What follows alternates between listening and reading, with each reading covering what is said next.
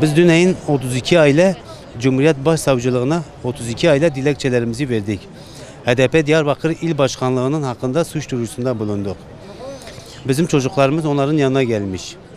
Bizim çocuklarımız Diyarbakır İl Başkanlığı'na gelip ondan sonra çocuklarımızı Lice kırsalına göndermişler. Yani biz tespit ettik, biz gittik, gerçekten de buradadır dediler çocuklarınız. O yüzden Düneyin Leyla Güven'in de açıklamalarını duyduk. Ve özellikle de kendisinden şikayetçiyiz. Bu Türkiye'yi karıştırmak istiyor bu Leyla Güven. Leyla Güven çok istiyorsa kendi çocuklarını göndersin.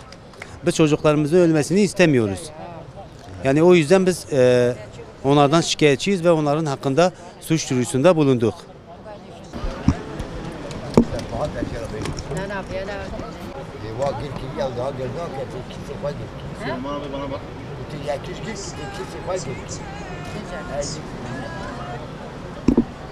Başka kim geldi hapishaneye?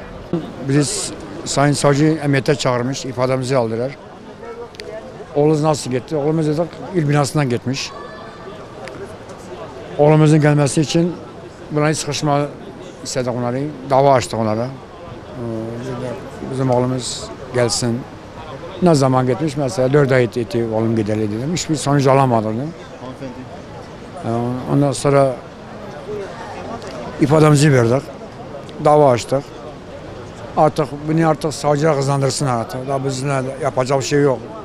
4 aydan beri dava açıyoruz. Bir neticelesin artık yeter yani. Bu nereye kaydedecek yani?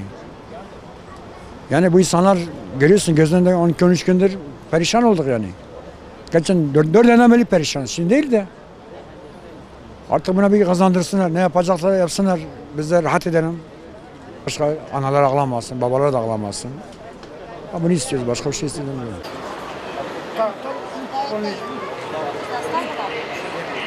Ama